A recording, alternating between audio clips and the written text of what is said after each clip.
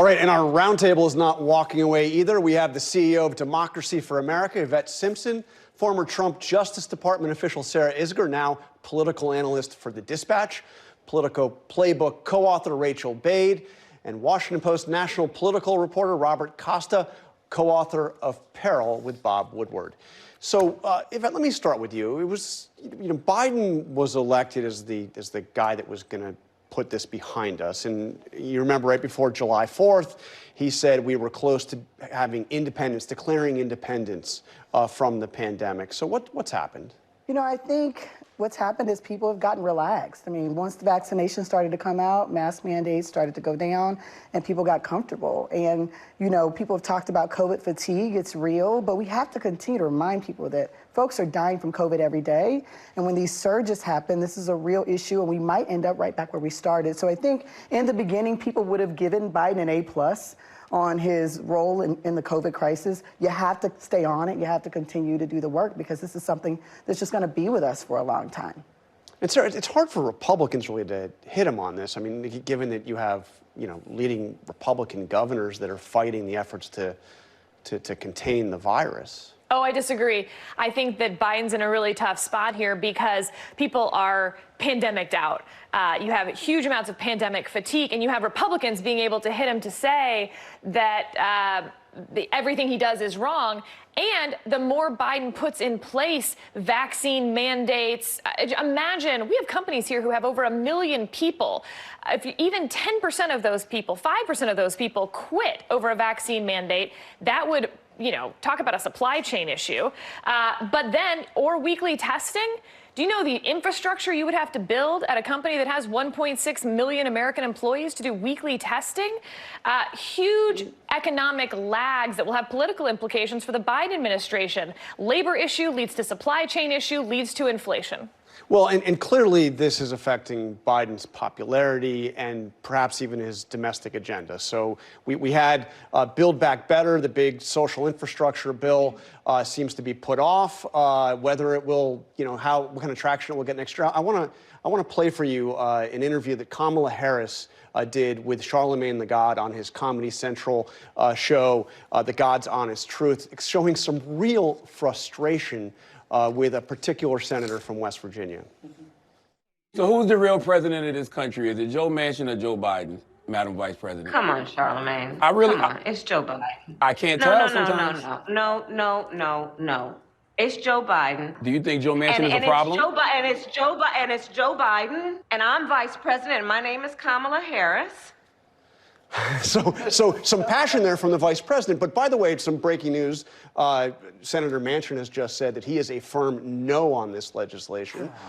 So let me ask you, Rachel, I don't want to put you on the spot, but you had been saying for some time you thought it was a matter of if, not a matter of if, but when this legislation passed. What do you think now? Yeah, I think it's time to reassess that prognosis. Clearly, they've got a big problem here on a number of issues. Number one, they sort of lost their greatest forcing mechanism to get this done. That was the Christmas deadline that Chuck Schumer set out. In Congress, you know that if lawmakers want to get something done, you bump it up right up against the holidays, and often that sort of clears the decks and gets things through. Well, that didn't work. Neither did the expiration of the enhanced child tax credit. Going into an election year, Democrats sort of saw this as something they had to pass to extend that child tax credit to keep making sure American families get these payments in an election year when they're facing, an uphill battle. And then Joe Manchin just saying he's a no on Build Back Better. Look, this is a guy who has a fundamental ideological problem with spending $2 trillion at a time when we have a $30 trillion debt and inflation is at a 40-year high. This is going to be a big problem for him. He has problems with the structure of the bill, and I'm not sure it can pass the way it is right now. They might have to totally rework this thing, and we don't know what it's going to look like or when or if it's going to happen. And Bob, it's not like Manchin's kept a secret of what Rachel's just said. He's actually been pretty consistent. I frankly haven't really understood the optimism that we've heard coming out of the White House that, he was going to come around. The backstory here, John, is intriguing because Senator Manchin back in March was a critical vote for President Biden to pass that $1.9 trillion American Rescue Plan. And at the time, President Biden had to go to the wall and really plead with Manchin, come around on this, Joe. I need this vote. My presidency's on the line. And Manchin, somewhat reluctantly, came along, gave Biden the vote he needed on that $1.9 trillion bill. But some of the White House's own political capital, as we show in our book and my own reporting, has been spent with Manchin, and he doesn't feel pressure from this White House or from progressives. Well, progressives, Yvette? Well, I think the biggest, the biggest hook we had to keep Manchin was the infrastructure bill. And that's why so many progressives wanted those bills tied together. Once you give the big cheese to Republicans and to Manchin, they have zero incentive to stay at the table. And we know that Manchin has been squirrely before. He said 4, and then he said 2. The reality is that Manchin has zero incentive, despite the fact that West Virginians need this bill more than probably any other state, because he is in a position where he is frankly being paid a lot by lobbyists, a lot by big companies, and he has zero desire to actually deliver for the people who need it here. So what do you and the progressives do about it? Well, we continue to push and fight. I want to go back to the Charlemagne comment, and okay. I want to say that the vice president did exactly what she had to do there. But the question that Charlemagne is asking is the question a lot of Americans are asking: who's in charge here? And it doesn't look like Joe Biden's in charge. In fact, Manchin is pulling a lot of punches, and he's also making it look like Joe Biden doesn't know what he's doing, and he's not the man in control. Democrats, they have a huge political problem here, and that is that they have been overselling or saying that they can pass this bill for a long time now. Education, healthcare, climate change. And now Joe Manchin is saying he's not there. If he gets his way and sort of reworks this bill, we might actually see a bill that maybe does one of these things, but not, all of these things. And Democrats had specifically structured this bill so that they would only fund these programs for a couple of years, but they could do everything they wanted. But he's saying he doesn't want to do that. He wants to pick maybe 1 or 2, and that's going to really cause a problem for the base. I mean, Democrats have been telling their own base that they're going to get this done. That could decrease voter turnout in an election year when they're already facing this uphill battle to keep the House and the Senate. They have a real problem. And we may see the moment for the Biden presidency, frankly, passing. I mean, with the Republicans favored, maybe even overwhelmingly favored to win back the House. Axios has a new story out this morning saying that Kevin McCarthy's kind of master plan is a series of investigations, investigating the Biden administration in a whole range of issues. It's incredible that the Democratic Party has not pursued what David Shor, former Obama data guy, dubbed popularism. Pursue popular things. Just pass the extended child care tax credit, for instance. Don't tie it to climate change and all these other things.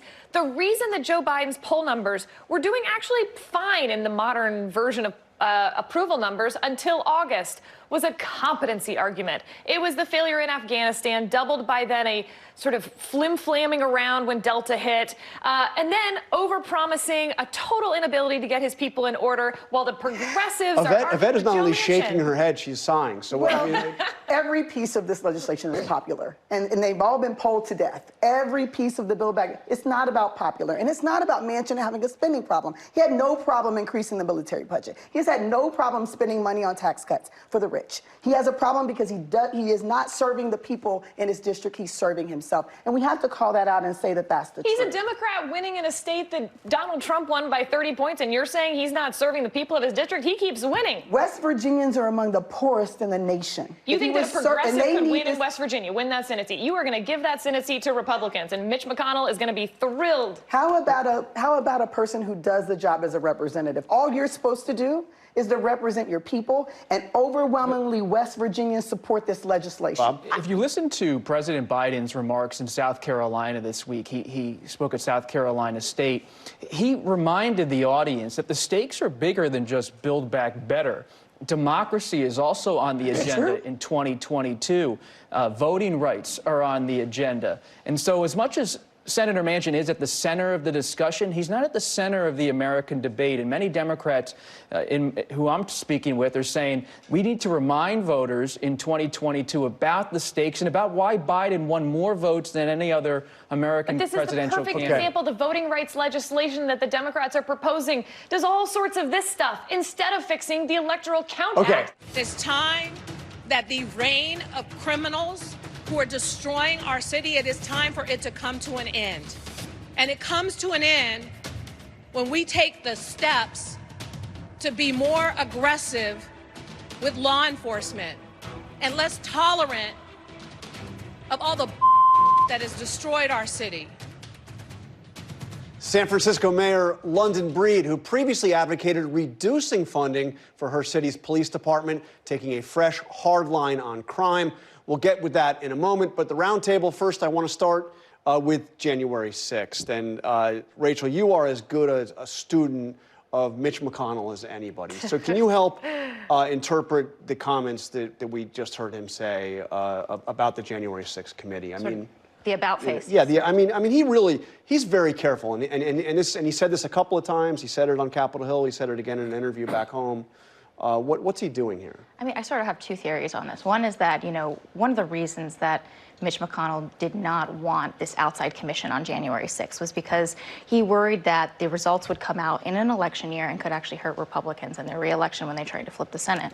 It could be, perhaps, that he's feeling so confident that they are going to flip the Senate, given where Joe Biden's poll numbers are, the status of the Democratic Party right now, that he doesn't see that as a threat anymore.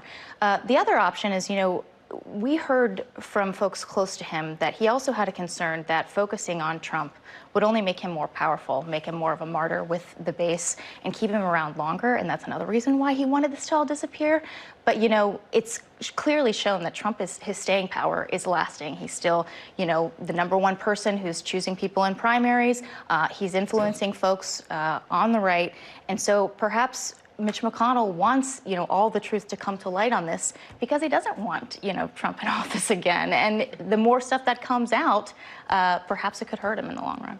So, Bob, there's to a counterpoint from Rachel has just said there. Jonah Goldberg had a column in the LA Times suggesting that Trump's power is actually waning. And he cited a number of things, including some of the Senate candidates he's supported kind of stumbling out of the gate. You might also mention something that he didn't mention, which is McConnell. I mean, Trump has made no secret of the fact that he wants McConnell to be dethroned as the Republican leader, and that has gone nowhere. Could we finally be getting to the point where Trump's power is actually waning? We're seeing McConnell make certain decisions.